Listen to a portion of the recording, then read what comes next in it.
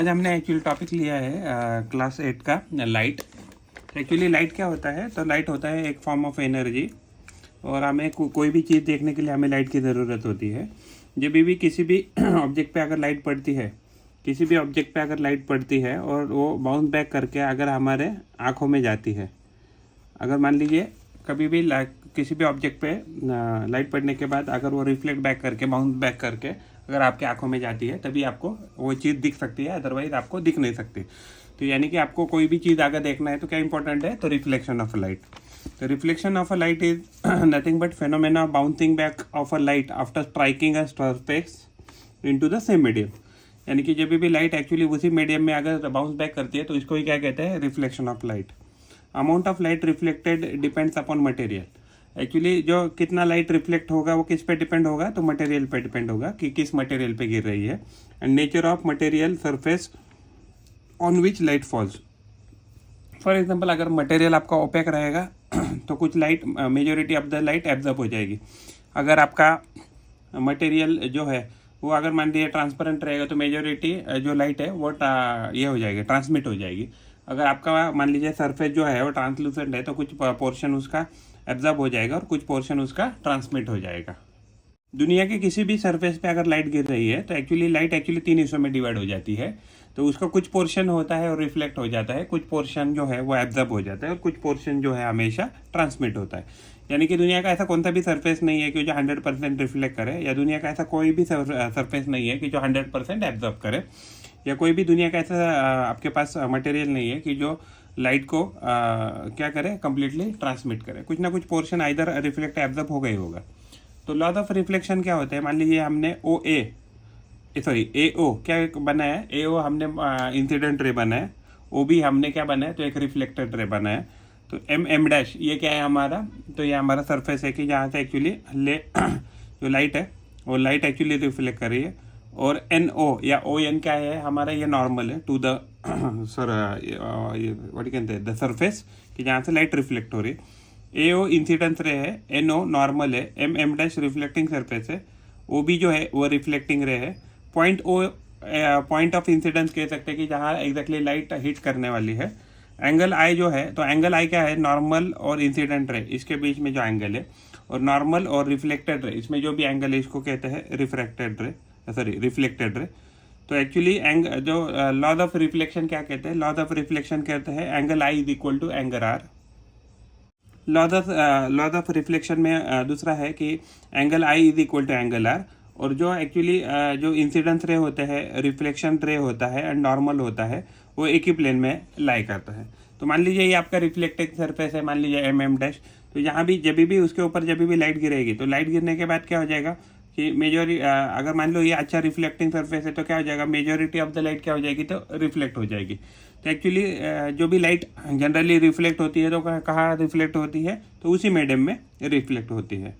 तो इसके एक्चुअली आपको ये जो लॉज है angle of incidence is equal to angle of reflection, और जो दूसरा है इंसिडेंस रे, रिफ्लेक्शन रे एंड नॉर्मल रे, दे लाई इन द सेम प्लेन। तो ये आपको याद रखना है।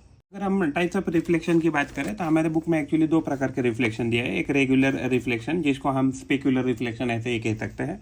दूसरा जो रिफ्लेक्शन है उसका नाम है इरेगुलर रिफ्लेक्शन, इसको हम डिफ्यूज रिफ्लेक्शन ऐसे भी कहते हैं।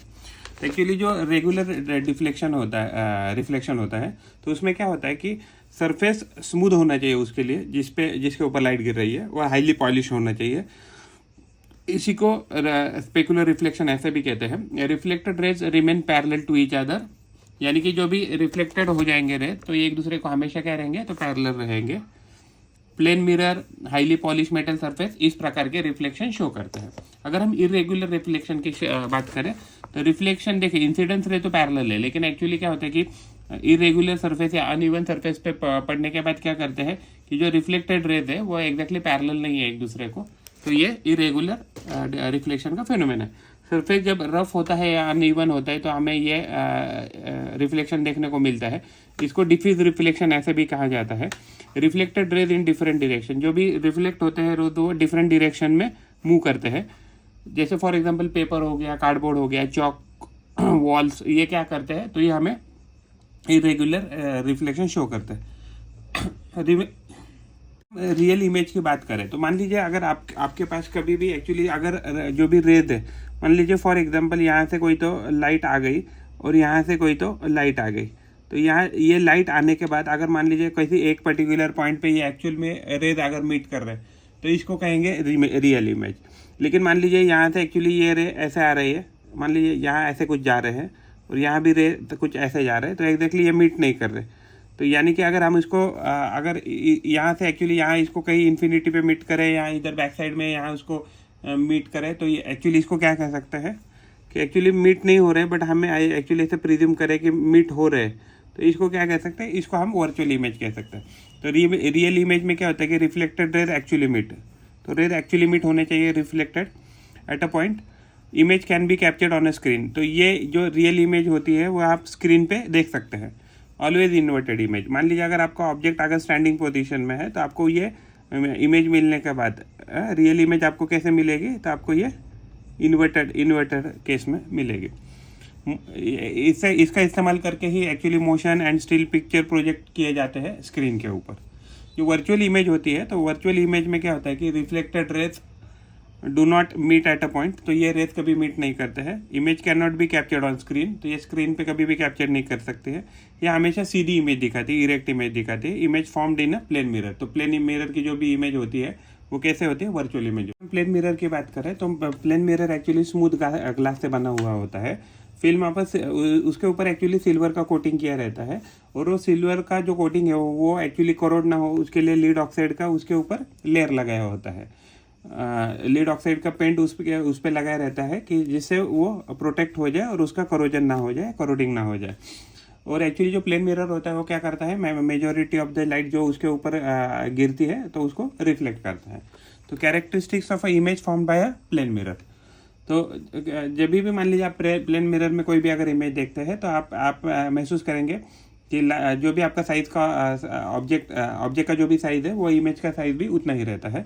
अगर हम डिस्टेंस की बात करें, मान लीजिए अगर आप मिरर से यहाँ मान लीजिए एक डिस्टेंस पे खड़े हैं, तो जो इमेज बनेगी वो भी आपकी एक डिस्टेंस ही अंदर बनेगी अगर हम मिरर को रेफरेंस पॉइंट पकड़ते हैं। और जो भी इमेज बनेगी, तो एक्चुअली अगर मान लीजिए आप स्टैंडिंग पोजीशन में है तो आपकी इमेज भी कैसे दिखेगी, तो स्टैंडिंग पोजीशन में दिखेगी। तो जो virtual image can not be formed on screen, तो एक्चुअली ये आपको मिरर में दिखेगी, आप ये कभी भी इसको स्क्रीन पे नहीं देख सकते। और अभी आपको ये हमेशा इमेज जो होती है प्लेन मिरर में, तो ये हमेशा लैटरली इन्वर्टेड इमेज मिलेगी। इसमें क्या हो जाता है कि जो लेफ्ट साइड होता है किसी भी ऑब्जेक्ट का, तो वो मिरर में राइट दिखता है, और एंड वाइस वर्सा, अगर राइट है तो लेफ्ट दिखेगा मिरर में। प्लेन मिरर के बहुत सारे यूजेस है, तो उसमें जनरली एक्चुअली हम घर में तो हमको खुद को देखने के लिए हम उसको यूज़ करते हैं टू चेक वंस अपीयरेंस। अगर हम बार्बर शॉप में जाते हैं तो बार्बर शॉप में क्या होता है कि अगर हमारा हेयर कट देखना है तो उसके लिए भी फुल हेयर कट देखने के लिए, यानी कि बैक साइड फ्रंट साइड दोनों का हेयर कट देखने के लिए हम उसका इस्तेमाल करते हैं। अगर हम रेस्टोरेंट में जाते हैं, शॉप में जाते हैं, तो वहाँ एक्चुअली क्या होता है, सेंस ऑफ स्पेस, यानी कि हमें ऐसा लगता है कि हम बड़ी जगह में बैठे हैं, तो वो एक्चुअली फीलिंग लाने के लिए वहाँ मिरर इस्तेमाल किए जाते हैं। सोलर कुकर्स में भी क्या किया जाता है, सोलर कुकर्स में एक्चुअली लाइट रिफ्लेक्ट करके क्या किया जाता है, मान लीजिए यहाँ एक मिरर लगा है, यहाँ मिरर लगा, यहाँ से कोई अगर लाइट गिरती है तो इस पर्टिकुलर पॉइंट पे वो क्या हो जाएगी, कॉन्सेंट्रेट हो जाएगी। और यहाँ से भी एक्चुअली अगर मान लीजिए लाइट गिरती है तो ये कॉन्सेंट्रेट इस जगह पे की जाती है। तो ये इसका इस्तेमाल करके सोलर कुकर में खाना वगैरह पकाया जाता है।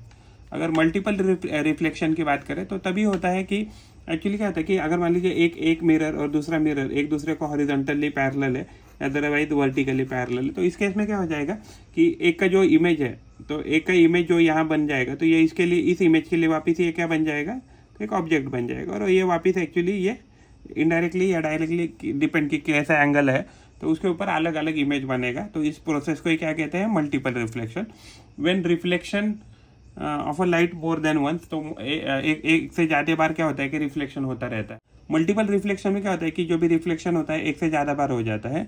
मल्टीपल इमेजेस डिपेंड करेगा कि ये एग्जैक्टली एंगल कितना है। अगर आप एंगल बदली करते जाएंगे तो एग्जैक्टली तो उस हिसाब से अकॉर्डिंगली एक्चुअली जो भी इमेजेस आने वाली है या उसकी बनने वाली है तो वो बदलती रहेगी।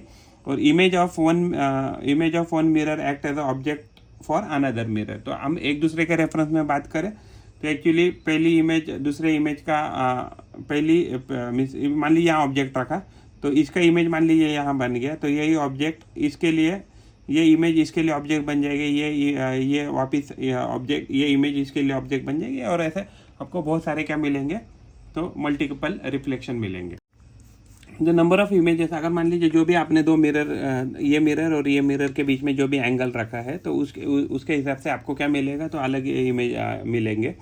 तो नंबर ऑफ इमेजेस का फॉर्मूला है 360 degrees divided by angle between the two mirror. अगर मान लीजिए यहाँ हमने एग्जैक्टली इसको हॉरिजॉन्टल रखा, तो इसमें एंगल क्या बोल सकते हैं हम, उसको पैरेलल है तो 0 भी बोल सकते हैं, तो 0 बोल सकते हैं। अगर मान लीजिए 0 रखेंगे तो आपको क्या मिलेंगे, इनफाइनाइट इमेजेस मिलेंगे।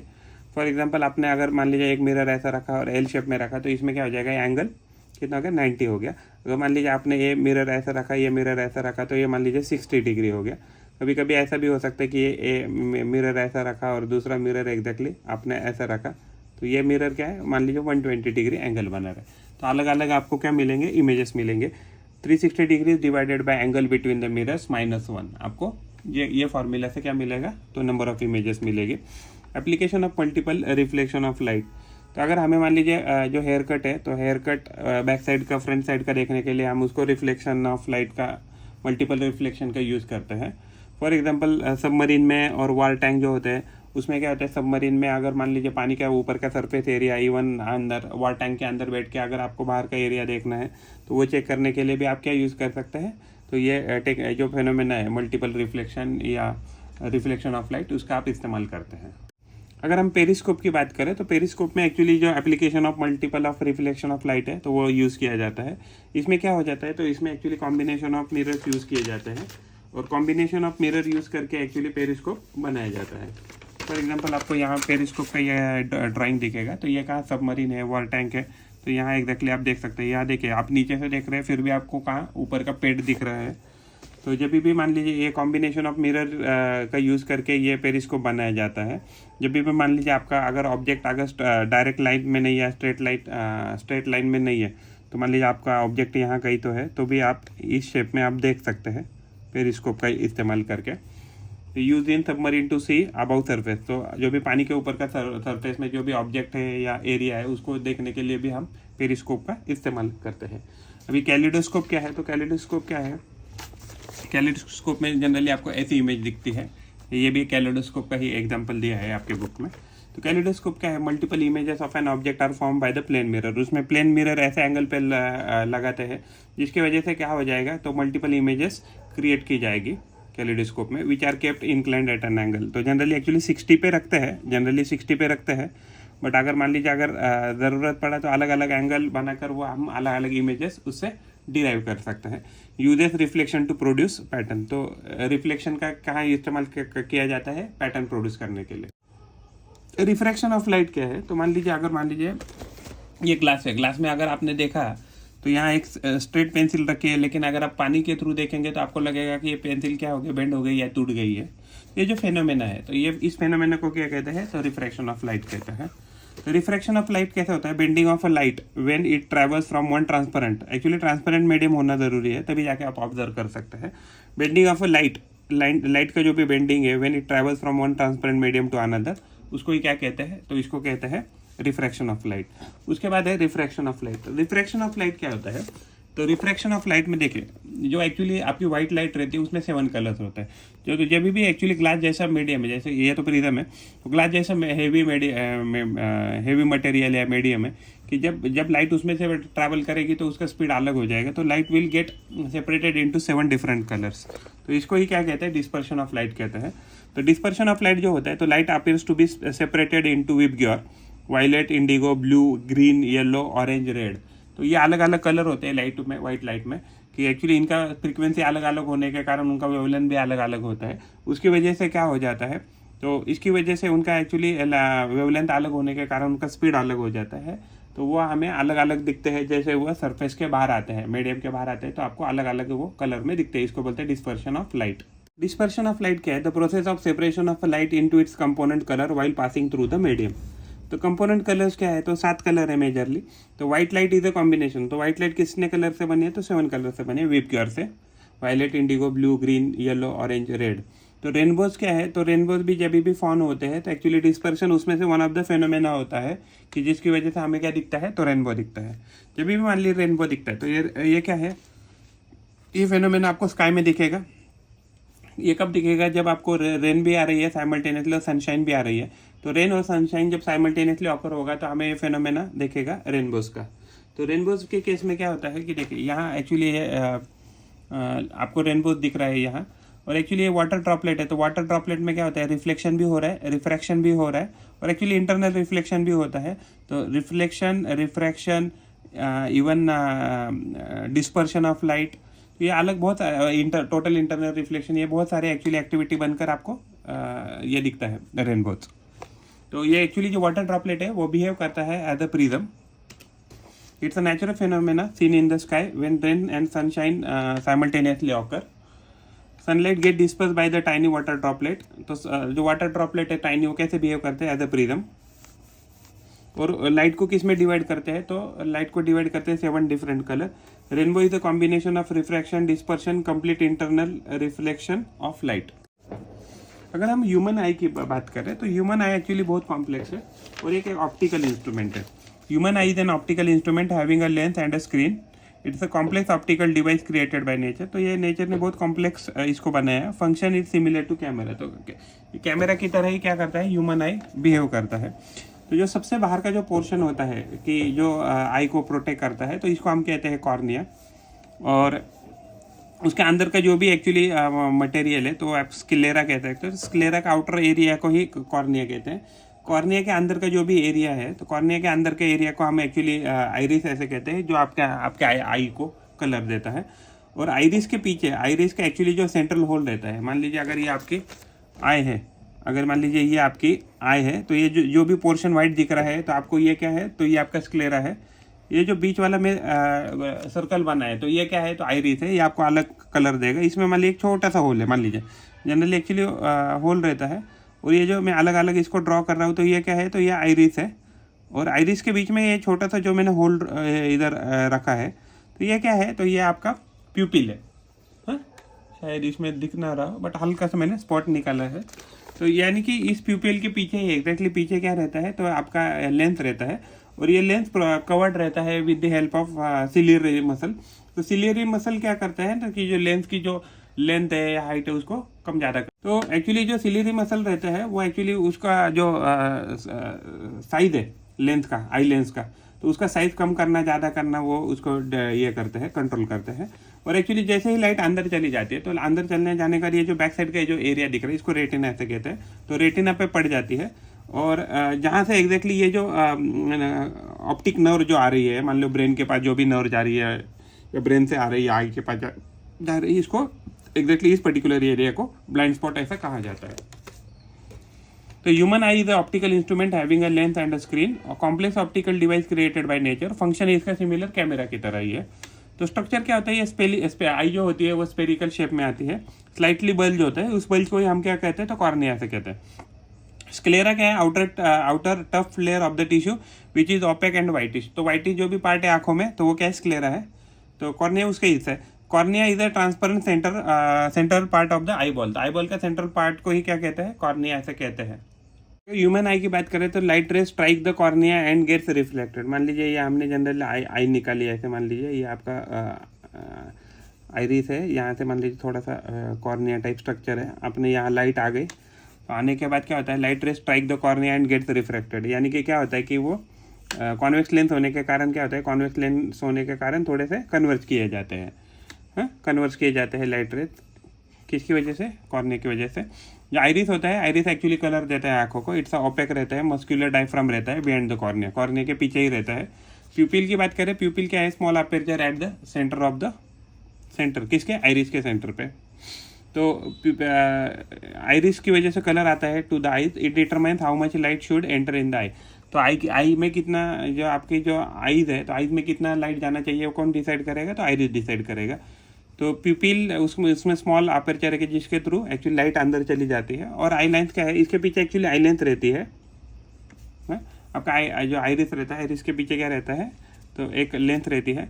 उसमें से लाइट पास करती है through प्यूपिल and falls on the lens, तो लेंस के ऊपर आती है। तो लेंस भी क्या होती है, कॉन्वेक्स टाइप के होते हैं। तो लेंस कैसे होते हैं, तो lens actually jelly like substance होता है मेड फ्रॉम द प्रोटीन, तो ये प्रोटीन का बना होता है। फॉलिंग लाइट रिफ्रैक्टेड, ये वापस रिफ्रैक्ट होगा। देखिए कैसे होता है कि मान लीजिए आपने कौन सा भी अगर मान लीजिए ऐसा लेंस बना है, तो ये लेंस क्या है, मान लीजिए कॉन्वेक्स टाइप बना है, तो इसमें से जब भी पैरेलल रेज आएंगे तो क्या हो जाएंगे, तो ये कन्वर्ज करने की कोशिश करेंगे। तो length is a jelly like substance, length क्या है, तो एक जेली लाइक सब्सटेंस है मेड फ्रॉम द प्रोटीन। तो falling light refracted and focus on retina light sensitive screen, तो जो रेटिना होता है ना, मान लीजिए आपकी आई बनाई, तो ये जो पीछे का जो पोर्शन मैंने अभी यहाँ डार्क कर रही है, इसको ही रेटिना कहते हैं। तो एक्चुअली ये लाइट सेंसिटिव रहता है बहुत। तो रेटिना क्या होता है कि लाइट सेंसिटिव स्क्रीन होती है made from the rods and कोन, तो एक्चुअली रॉड और कोन सेल से ये बना रहता है। रियल एंड इन्वर्टेड इमेज, तो यानी मान लीजिए अगर ऑब्जेक्ट अगर आपका ऐसा कुछ है, तो आपको जो रेटिना है, तो रेटिना के ऊपर ये ऑब्जेक्ट आपको कैसे दिखेगा, छोटा सा दिखेगा, हाँ छोटा सा डिमिनिश करके दिखता है लाइट रे। तो एक्चुअली जो रेटिना होता है वो रियल और इन्वर्टेड यानी उल्टी इमेज बनाता है और थोड़ी छोटी साइज की बनाता है। लाइट रे जैसे आपकी आंखों में जाती है तो इलेक्ट्रिकल सिग्नल में वो कन्वर्ट हो जाते हैं और वो वहाँ से इलेक्ट्रिकल सिग्नल में कन्वर्ट होके ऑप्टिकल नर्व थ्रू ब्रेन तक जाते हैं, फिर ब्रेन उसको डिकोड करके समझ लेता है कि क्या ऑब्जेक्ट है या क्या रिएक्ट करना है। जो रॉड क्या है, तो रॉड एक्चुअली एक टाइप के सेल है रेटिना में। जो रेटिना बना रहता है दो सेल से बना रहता है, एक तो रॉड और दूसरा है कोन। तो रॉड जो होते हैं तो रॉड शेप के होते हैं, मान लीजिए ऐसे रॉड शेप के रहेंगे रॉड टाइप, तो इसको ही रॉड सेल्स कहते हैं। ये सेंसिटिव रहते हैं डिम लाइट को, यानी कि मान लीजिए अगर आपको अंधेरे में कुछ दिखता है तो वो रॉड की वजह से ही दिखता है, रॉड सेल्स की वजह से ही दिखता है। ये आपकी जो विजन होती है वो लो लाइट में भी प्रोड्यूस करते हैं। अगर आप कोन्स की बात करते हैं तो कोन क्या होता है ना, कोन एक्चुअली जनरली आपको ऐसे कह सकते हैं कि ऐसे कोन शेप में रहते हैं, ऐसे कोन शेप में रहेंगे आपके इसके सेल्स। ये भी रेटिना का हिस्सा है। तो ये कोन शेप के होते हैं, इसके लिए इसको कोन सेल्स ऐसे कहते हैं। ये सेंसिटिव टू ब्राइट लेते हैं, यानी कि ये जनरली लो लाइट में डिम लाइट में काम नहीं करते हैं और एक्टिवेट नहीं होते। इसकी वजह से क्या होता है, अगर आपको रात को सही से देखना है तो आपके रॉड सेल अच्छे होने चाहिए, और आपको दिन में बहुत अच्छा देखना है, यानी कि बहुत अगर कलर में अगर डिफ्रेंशिएट करना है तो आपका तभी कर सकते हैं जब आपके कोन सेल सही से काम कर रहे हैं। To see the colours, sensitive to the light to see colour, तो कलर हमें कोन की वजह से देखते हैं। Do not function in dim light, तो डिम लाइट में एक्चुअली जो कोन होते हैं कोन सेल वो एक्टिवेट नहीं होते या काम नहीं करते हैं। So colours can not be differentiated in dim light, इसलिए हमें जो डिम लाइट रहता है तो डिम लाइट में हमें कैसे दिखता है, सिर्फ ग्रे स्ट्रक्चर में ही दिखता है या ब्लैक एंड व्हाइट में ही दिखता है। दैट इज बिकॉज कि रॉड जो सेल्स होते हैं वो सिर्फ आपको ब्लैक एंड व्हाइट पोर्शन में ही दिखाएंगे चीज़ें। अगर हम सिलियरी मसल की बात करें तो मान लिया अगर हमने ये लेंथ निकाला आई लेंथ, तो आई लेंस के ऊपर एक्चुअली यहाँ और यहाँ एक्चुअली क्या होता है, सिलियरी मसल्स होते हैं। This are attach to the rim of lens hold the length in position, तो पोजीशन में रखते हैं ये मसल्स लेंस को। Help to focus on object by adjusting the thickness, मान लीजिए कभी क्या होता है ना, कभी अगर मान लीजिए ये अगर मूव करेंगे तो ये थोड़ा आपका जो लेंस है वो थिक भी हो जाएगा या अदरवाइज बहुत थिन भी हो जाएगा। तो इसके वजह से क्या होगा कि जो भी आपके अलग अलग डिस्टेंस पे जो भी ऑब्जेक्ट है तो उसके ऊपर फोकस करना आसान हो जाता है। तो ब्लाइंड स्पॉट क्या होता है ना, ब्लाइंड स्पॉट एक्चुअली ये जो आइज़ में ये जो एरिया है कि अगर यहाँ अगर इस पोर्शन में अगर लाइट गिरती है, अगर इस पोर्शन में लाइट गिरती है तो इस पोर्शन में क्या होगा, तो आपको दिखेगा नहीं प्रॉपरली, तो इसको ही क्या कहते हैं, ब्लाइंड स्पॉट कहते हैं। Point where the optic nerve, वहाँ से actually optic nerve enter the retina, तो ऑप्टिक नर्व रेटिना में आती है। इधर कोई भी सेंसरी सेल्स नहीं होते हैं। Image formed at this point can not be seen, यानी कि अगर इसके ऊपर अगर लाइट भी गिरती है और उसके ऊपर कुछ सेंसेशन तो होता ही नहीं है, तो उसकी वजह से क्या होता है कि अगर लाइट भी गिरती है, इमेज भी बन रही है, तो वो ब्रेन उसको कॉम्प्रिहेंड नहीं कर पाएगा। अगर हम विजुअल फील्ड की बात करें तो मान लीजिए अगर ये आपकी आँख है और आप यहाँ से एक टाइम में कितना देख सकते हैं, तो लगभग 120 डिग्री तक देख सकते हैं, और नीचे से ऊपर, यानी कि अगर हम नीचे से ऊपर वर्टिकली अगर बात करें तो हम लगभग 90 डिग्री देख सकते हैं। यानी कि अगर हमारा आईज और हमारा हेड विदाउट अगर मूवमेंट हम जो भी देख सकते हैं, तो इसको हम कह सकते हैं visual field. Area of a space that we can see at the same time without moving our eyes और हेड, तो इसको क्या कहते हैं, विजुअल फील्ड ऐसे कहते हैं। Normal visual field of each eye, तो जनरली एक आई कितनी देख सकती है, तो 120 डिग्री के आसपास देख सकती है, तो दोनों आई मिलके लगभग कितने देख सकती है, तो 240 तक हमारा हो सकता है vision. Horizontally and 90 degrees vertically. तो हम एक टाइम पे कितना है 90 डिग्रीज वर्टिकली देख सकते हैं। तो अगर आईज ऑफ कैमिलियन की बात करें तो कैमिलियन की जो 2 आईज रहती है वो एक्चुअली सेपरेटली इंडिपेंडेंटली मूव कर सकती है। These eyes are independent from each other. They can rotate and focus its eye independently. अगर वो इंडिपेंडेंटली फंक्शन करेंगे तो इसकी वजह से क्या होगा, एक आई को दूसरा ऑब्जेक्ट देख सकता है और दूसरा आई दूसरा ऑब्जेक्ट एट अ साइमल्टेनियसली देख सकता है। इसकी वजह से उसके सर्वाइवल चांसेस कैमिलियन के क्या रहते हैं, बेटर रहते हैं। अगर हम वर्किंग ऑफ ह्यूमन आई देखेंगे तो क्या होता है ना कि वर्किंग ऑफ जो ह्यूमन आई है तो साइज ऑफ प्यूपिल क्या होता है, ब्राइट लाइट आएगा तो कम हो जाएगा। अगर मान लीजिए डिम लाइट है तो प्यूपिल का साइज क्या हो जाएगा, तो इंक्रीज हो। परसिस्टेंस ऑफ विजन क्या होता है कि जब रेटिना पे जो भी इमेज बनती है तो वो इमेज क्या है 1/16 डिवाइडेड बाय 16 सेकंड तक एक्चुअली ब्रेन में छपी रहती है। Motion pictures are made on this principle. तो मोशन पिक्चर जो भी मूवीज वगैरह वीडियोस देखते हैं तो इसी प्रिंसिपल पे काम करते हैं। अगर 1/16 सेकंड के पहले ही अगर अनदर इमेज हमारी फ्लैश की गई आंखों के सामने तो क्या हो जाएगा, तो हमें actually sensation of continuous movement sensation of continuous movement होगा, उससे हमें लगेगा कि कंटिन्यूसली कोई वीडियो चल रहा है। अगर आई डिफेक्ट की बात करें तो आई डिफेक्ट बहुत सारे रीज़न की वजह से हो सकते हैं।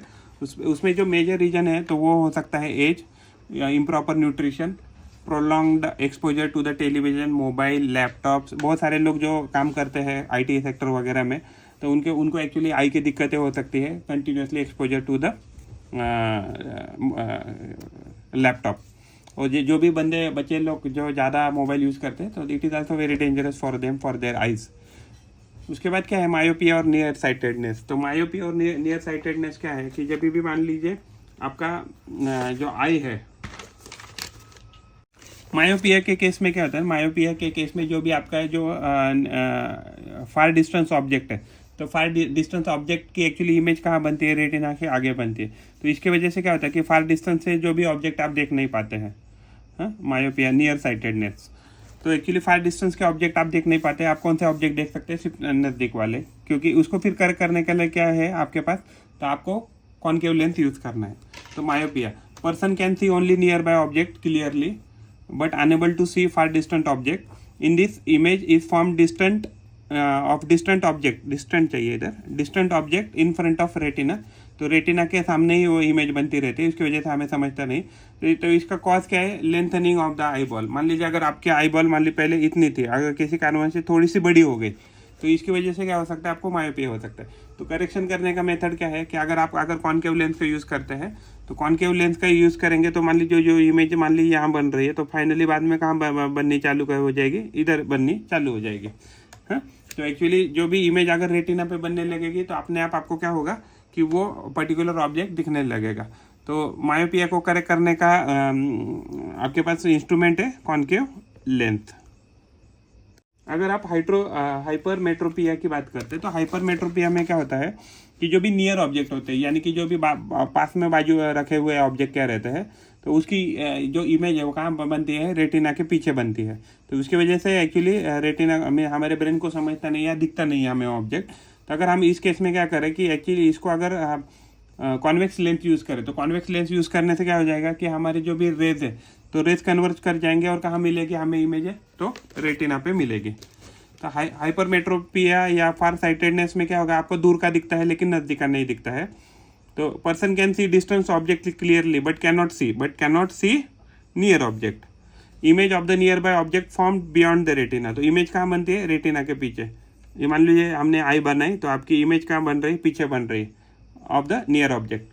तो इसको करेक्ट करने के लिए अगर आपने यहाँ कॉन्वेक्स लेंस लगा दी, अगर कॉन्वेक्स लेंस लगा दी तो क्या हो जाएगा, कॉन्वेक्स लेंस लगाने के बाद आपकी इमेज कहाँ बनेगी, ऐसे बनेगी। तो इसको ही क्या कहते हैं, इसको करेक्शन कह सकते हैं।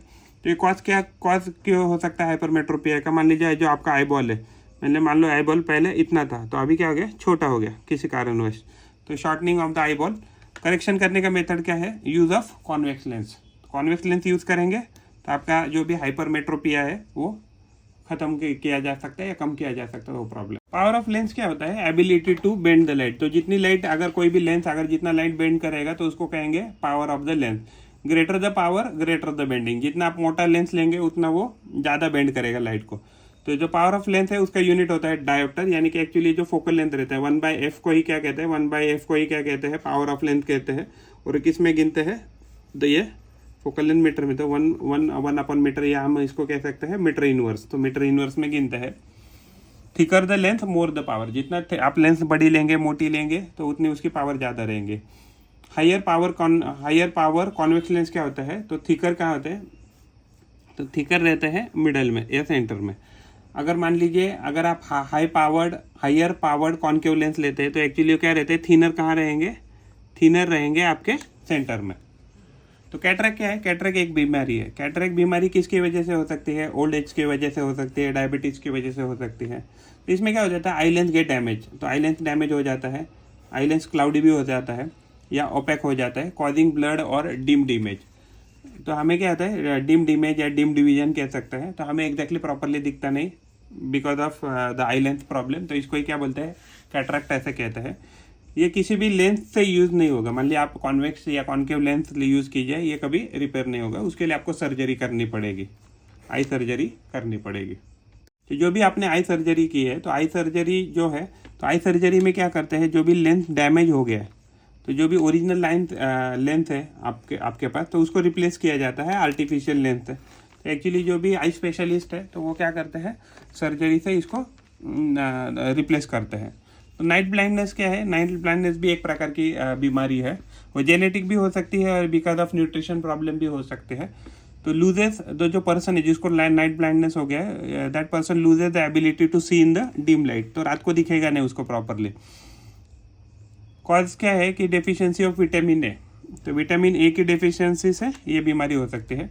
तो इसको करेक्ट करने के लिए आपको फूड खाना है, जैसे फॉर एग्जांपल येलो फूड या ऑरेंज फूड टाइप, कैरेट है, पपाया है, पम्पकिन है, लिवर, फिश, लीफी वेजिटेबल। तो ये आपको करेक्शन कर सकता है, इसमें इम्प्रूव कर सकता है आपके सिचुएशन को। लेकिन कुछ पीपल है कि जिनको ये जेनेटिक रीज़न भी हो सकता है कि इसमें क्या होता है कि जो एक्चुअली जो आपका रेटिना होता है, रेटिना में जितनी संख्या होनी चाहिए रॉड सेल्स की, तो उतनी ना हो कि एक्चुअली कम लेवल में होती है। इसको ही क्या कहता है, इसको ही एक्चुअली नाइट ब्लाइंडनेस कह सकते हैं। और जो जेनेटिक जनरली बीमारी होती है वो आप उसको रिपेयर नहीं कर सकते या करेक्ट नहीं कर सकते। एक्चुअली जो भी विजुअली चैलेंज लोग होते हैं, इन सम पीपल क्या होता है कि कॉर्निया या अदरवाइज रेटिना या आई लेंस सही से काम नहीं करती है, या ऑप्टिक नर्व काम नहीं करती है सही से जो करनी चाहिए। तो उसकी वजह से क्या होता है, उनको दिखने में दिक्कत होती है। तो ये एक्चुअली बर्थ से भी हो सकता है उनमें, या किसी बीमारी की वजह से भी हो सकता है। तो ये जो लोग होते हैं विजुअली डिसेबल लोग या विजुअली चैलेंज लोग जो भी होते हैं, तो एक्चुअली उनके जो अदर सेंसेस होते हैं ना, अदर सेंसेस एक्सेप्शनली शार्प काम करते हैं। तो एक्चुअली ये जो लोग होते हैं विजुअली चैलेंज लोग, तो एक्चुअली वो ब्रेल टाइपराइटर हो गया, टॉकिंग कैलकुलेटर हो गया, ऑडियो डिक्शनरी हो गया, तो उनके मदद से बहुत सारी काम आसानी से करके दिखाते हैं। तो उनके लिए जो राइटिंग और रीडिंग सिस्टम है, तो ब्रेल सिस्टम उनको रीडिंग और राइटिंग करने में बहुत अच्छी मदद करता है। कलर ब्लाइंडनेस क्या है कि मान लीजिए अगर आप किसी दो कलर के बीच में डिफरेंशिएट नहीं कर सकते, generally actually red and green colour में ये ऑब्जर्व होता है मेजरली। तो इसमें क्या होता है ना कि जो लोग होते हैं कलर ब्लाइंडनेस लोग, तो वो एक्चुअली डिफरेंशिएट नहीं कर पाते हैं ग्रीन और रेड कलर के बीच में। This people can perceive partial colour, तो इनको एक्चुअली बाकी तो कलर दिखते हैं, बट कुछ कलर में क्या होता है कि उनको दोनों कलर सेम ही दिखते हैं। अगर मान लीजिए ये बीमारी बहुत ज़्यादा हो गई तो क्या हो जाएगा, तो उन लोगों को एक्चुअली ये दुनिया ग्रे दिखेगी, यानी ब्लैक एंड वाइट दिखेगी। ऐसा होता नहीं, मीन्स बहुत कम लोग हैं दुनिया में कि जिनको ये इतना हाई लेवल का कलर ब्लाइंडनेस हो सकता है। अगर मेजोरिटी कलर ब्लाइंडनेस जो होता है, तो उसको ग्रीन और रेड के बीच में डिफ्रेंशिएट करना दिक्कत। जीरो शैडो डेज क्या है कि ये सेलेस्ट्रियल फेनोमेना है। तो अभी मान लीजिए ये अर्थ है, अर्थ के एग्जैक्टली मान लीजिए सन ऊपर आ गया, ऐसे मान के चले, तो उसकी वजह से क्या होगा कि एग्जैक्टली अगर ओवर हेड आ गया सन, तो उसकी वजह से क्या होगा कि आपकी शैडो नहीं बनेगी राइट ग्राउंड पे। तो सेलेस्टियल फेनोमेना है, ये ट्वाइस अ ईयर होता है, सन डायरेक्टली ओवर हेड आ जाता है। Impossible to observe any shadow cast by the vertical object on the ground. तो एक्चुअली एग्जैक्टली वर्टिकली अबव रहेगा तो शैडो बनेगी नहीं right. Different for different location in the world, यानी कि अलग अलग जगह पे दुनिया में अलग अलग दिन पे क्या होगा, जीरो शैडो डे आएगा। तो आपकी जो आइज है, आइज बहुत इंपॉर्टेंट है, तो आपको टेक केयर करना है आपके आइज का। तो essential for maintaining for good vision and overall I health. तो इसके लिए जब भी आपके आँख में कुछ गया है तो don't rub your eyes, always try to wash the eyes with cold water, normal water. Always try to have balance diet which can help your eyes. Eye exercise करना सीखिए। जो भी लोग काम करते हैं या ज़्यादा मोबाइल देखते हैं, they should take a screen break. Regularly eye checkup करना चाहिए, सनग्लासेस यूज़ करने चाहिए जिसके आपकी आंखें सही रखे।